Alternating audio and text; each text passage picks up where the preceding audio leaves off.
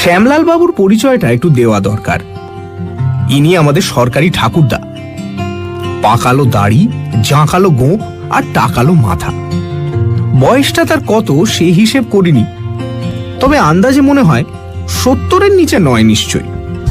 যৌবনে অভ্রের ব্যবসা করে যতটা তাড়াতাড়ি তিনি ফেঁপে উঠেছিলেন, তার চেয়েও বেশি তাড়াতাড়ি আবার সেই সম্পত্তি ফুঁ দিয়ে উড়িয়েও দিয়েছিলেন। শেষ বয়সে চতুর শ্যামলাল বাবু ফতুর হয়ে দেশে ফিরে এসে পৈতৃক ভিটে আঁকড়ে ধরে পড়ে আছেন।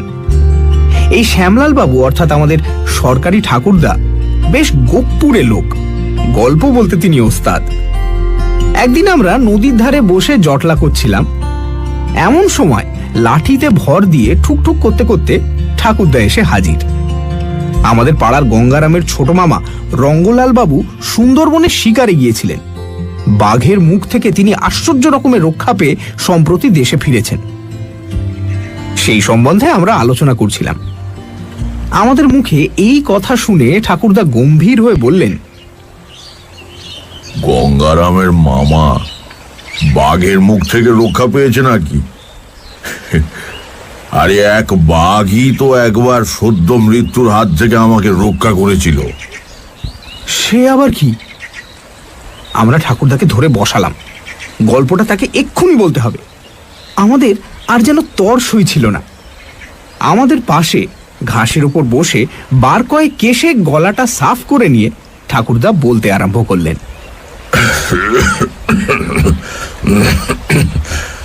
হাজারিবাগ জেলায় শহর থেকে অনেক দূরে ঘোরঞ্জি নামে ছোট একটা গ্রাম আছে।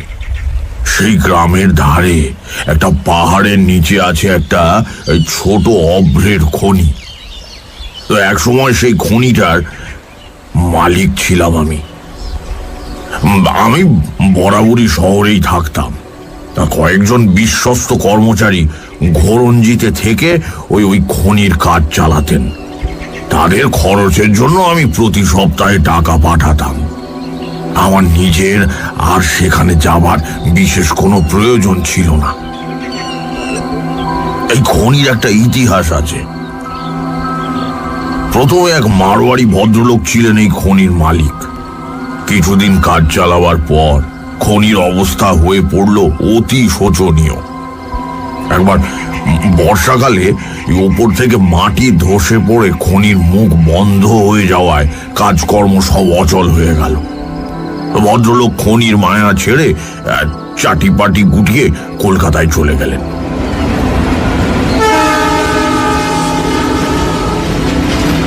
তো সেই সময় ওই মারোয়াড়ি ভদ্রলোকটির সঙ্গে আমার দেখা।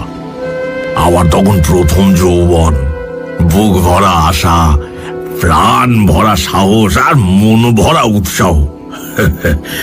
নামমাত্র মূল্যে আমি তার কাছ থেকে খনিটা কিনে নিলাম। একটা বড় খনি কিনবার জন্য আমার উপর আত্মীয় স্বজনরা বেশ বিরক্তই হলেন সেই সময়। কিন্তু তাদের উপদেশের চেয়েও বরাতটাকে কিন্তু আমি বেশি মানতাম। কাজেই সম্পূর্ণ অদৃষ্টের ওপর নির্ভর করেই ওই বড় খনিটা কিনে ফেললাম। বরাত যে আমার নেহাত অপ্রসন্ন ছিল না তা টের পেলাম অল্প দিনের মধ্যেই। কয়েক মাসের মধ্যেই বেশ 2 পয়সা জমিয়ে ফেললাম। আর যেসব আত্মীয়রা প্রথমে আমার বুদ্ধি সম্বন্ধে সন্দেহ প্রকাশ করেছিলেন, তারাই এখন আমার ব্যবসা বুদ্ধির তারিফ করতে লাগলেন। যত সব।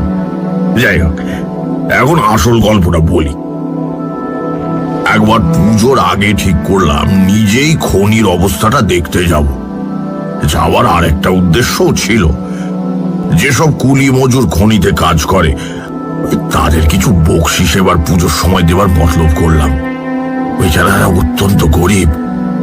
সামান্য বকশিশ পেলে তাদের কাজের উৎসাহ 10 গুণ বেড়ে যাবে। কাজেই আমারও তাতে লাভ ছাড়া লোকসান নেই একটুও। তো ঘোরঞ্জি গ্রামখানা শহর থেকে প্রায় 40 মাইল পশ্চিমে। একটানা গরুর গাড়িতে যেতে হয়। সারাদিন চড়াই উতরাই পার হয়ে ঠিক ওই সন্ধ্যের আগে আমাদের গাড়ি এসে পৌঁছলো একটা জঙ্গলের ধারে।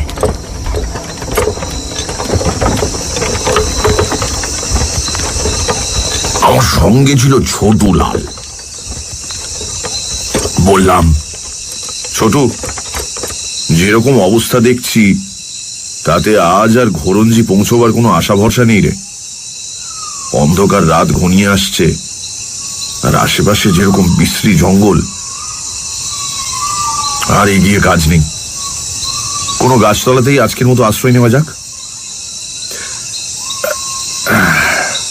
কাল খুব ভোরেই আবার রওনা হওয়া যাবে। আমার কথার উত্তর দিল গাড়োয়ান ঝামান। সে হিন্দুস্তানি হলেও বেশ বাংলা বলতে জানে। বলল, বাবু, জায়গাটা বিশেষ সুবিধার নয়, আমাদের আরেকটু এগিয়ে যাওয়া দরকার। বললাম, কেন জামান? বাঘের ভয় করছো বুঝি? না বাবু, বাঘ নয়, বাঘের চেয়েও ভয়ঙ্কর জিনিসের হাতে আমরা পড়তে পারি। প্রসিদ্ধ ডাকাত ওপিয়ার চেলা চামুন্ডারা এই পথে ঘোরাফেরা করে। জামনের কথা শুনে বুকটা ঝ্যাঁত করে উঠল।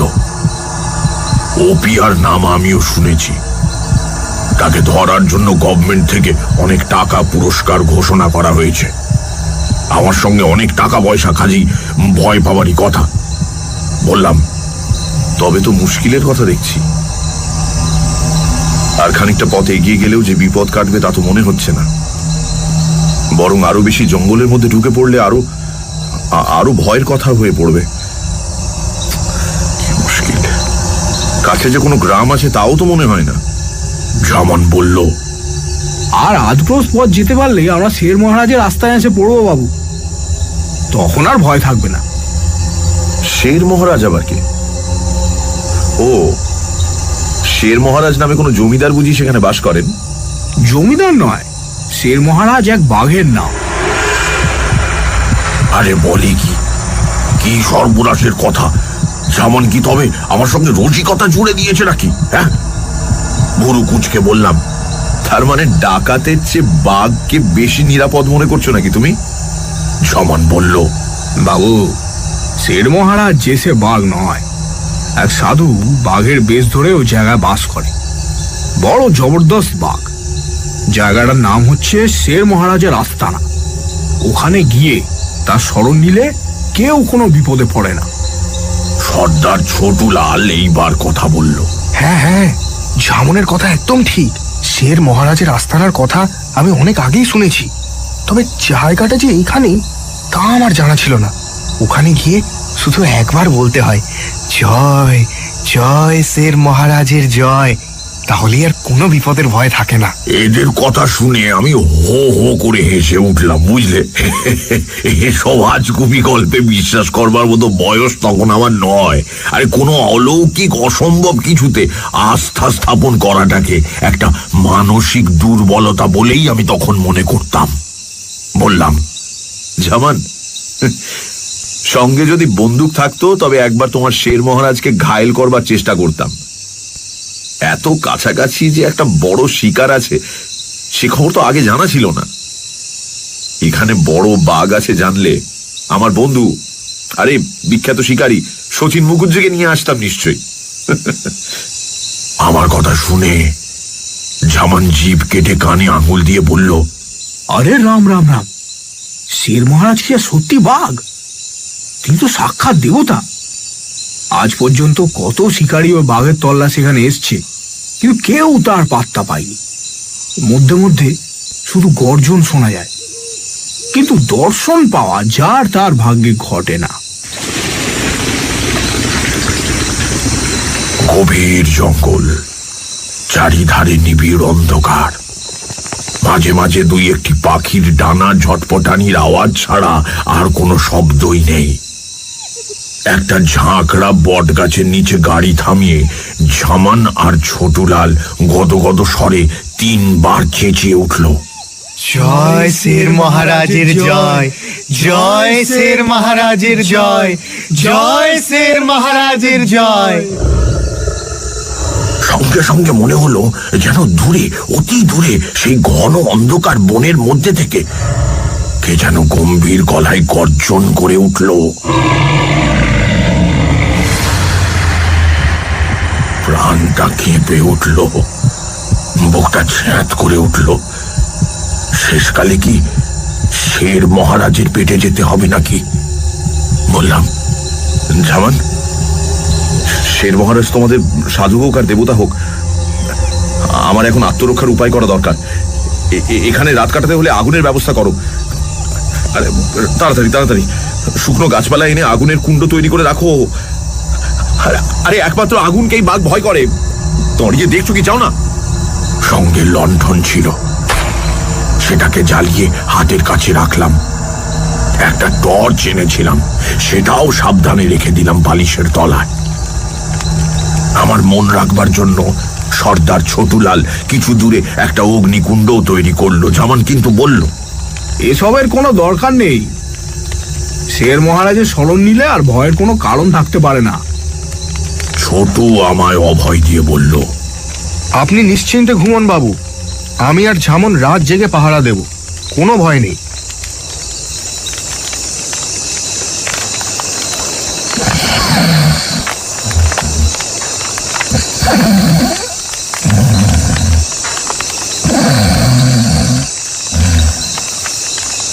কতক্ষণ ঘুমিয়েছি বলতে পারি না। হঠাৎ এক প্রচন্ড ধাক্কায় আমার গভীর ঘুমটা ভেঙে গেল। মনে হলো আমাকে নিয়ে গরুর গাড়িটা বুঝি একদিকে কাত হয়ে পড়েছে। বাঘ আসেনি তো। তড়াক করে লাফিয়ে উঠলাম, চিৎকার করে ডাকলাম, ছোটুলাল, জামান, ছোটুলাল। কোনো সাড়া পাওয়া গেল না। লণ্ঠনটাও নিভে গেল নাকি? চারিধারে যে প্রবল অন্ধকার। আবার মরিয়া হয়ে ডাকলাম, ছোটুলাল, জামান। কারো কোনো উত্তর নেই। ভয়ে আমার শরীর হিম হয়ে গেল, মাথা ঝিমঝিম করে উঠল। মনে হলো যেন একটা ছায়া মূর্তি আমার কাছে, আমার খুব কাছে এসে দাঁড়িয়েছে। চট করে বালিশের তলা থেকে টর্চটা বার করে জেলে ফেললাম। যে দৃশ্য চোখে পড়ল, তাতে সমস্ত শরীরের রক্ত জল হয়ে গেল। বুদ্ধি শুদ্ধির লোপ পেয়ে গেল। বিকট আকার দানবের মতো একটা লোক প্রকাণ্ড একটা দা হাতে করে আমার সামনে দাঁড়িয়ে হিন্দি ভাষায় গুরুগম্ভীর স্বরে বলল, ओए, रुपया पैसा जो भी है जल्दी निकाल। अगर जिंदा रहना है तो निकाल, निकाल। এই বলে সে হ্যাচকা টান মেরে আমাকে গাড়ি থেকে টেনে বার করে দিল। বুঝতে পারলাম ডাকাতের পাল্লায় পড়েছি। এই রকম বিপদের সময় ছোটুলাল আর ঝামান কোথায়? নিশ্চয়ই তারা বিপদ বুঝে সটকে পড়েছে, কিংবা ডাকাতদের হাতে ঘায়েল হয়েছে। না, আর তো উপায় নেই। সঙ্গে টাকা কড়ি যা ছিল কোনো কথা না বলে ডাকাতটার হাতে তুলে দিলাম। ভাবলাম টাকার বিনিময় প্রাণটা তো বাঁচুক। টাকা কড়িগুলো কাপড়ের খুঁটে বেঁধে লোকটা বললে, तुझे और जिंदा नहीं रखेंगे। तू बच जाएगा तो शहर जाएगा, पुलिस बुलाएगा। बहुत इनाम रखा है पुलिस हमारे सर पे, तुझे यही खत्म करना पड़ेगा।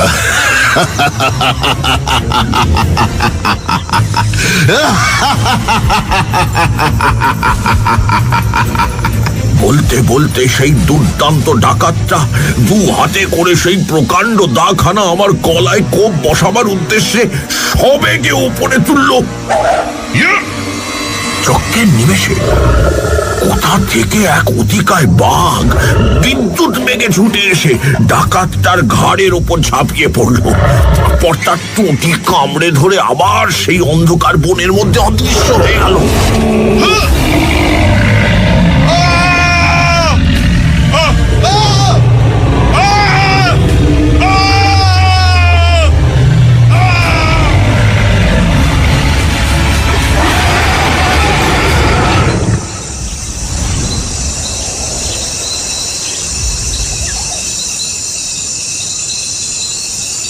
এই ঘটনার প্রায় আধ ঘন্টা পরে ছোটুলাল আর জামান এসে হাজির। আমার সঙ্গে তামাক ফুরিয়ে যাওয়ায় তারা আমার লণ্ঠনটা নিয়ে কাছে কোনো গ্রাম আছে কিনা সেই খোঁজে গিয়েছিল। আমার মুখে সমস্ত বৃত্তান্ত শুনে জামান বলল, বাবু, আপনাকে তো বলেইছিলাম শের মহারাজের আস্তানায় কোনো ভয় নেই। এটা বিশ্বাস করি বলেই আপনাকে একলা ফেলে আমরা তামাকের খোঁজে যেতে পেরেছিলাম। ছোটুলাল বলল, আমরা ডাকাতের হাত থেকে বাঁচবো বলে শের মহারাজ ঠিক সেই সময় আমাদের তামাকে নেশা ধরিয়ে এখান থেকে কৌশলে সরিয়ে দিয়েছিল। জয় শের মহারাজের জয়, জয় শের মহারাজের জয়। আমি আর থাকতে পারলাম না। হাত জোর করে আকুল কণ্ঠে বলে উঠলাম, জয় জয় শের মহারাজের জয়, জয় শের মহারাজের জয়, জয়। আমার সঙ্গে ছোটুলাল আর জামানও যোগ দিল। জয় শের মহারাজের জয়, জয় শের মহারাজের জয়, জয় শের মহারাজের জয়। আর অন্ধকার বন ভেদ করে অতি দূর থেকে একটা গম্ভীর আওয়াজ আমাদের কানে এসে পৌঁছলো।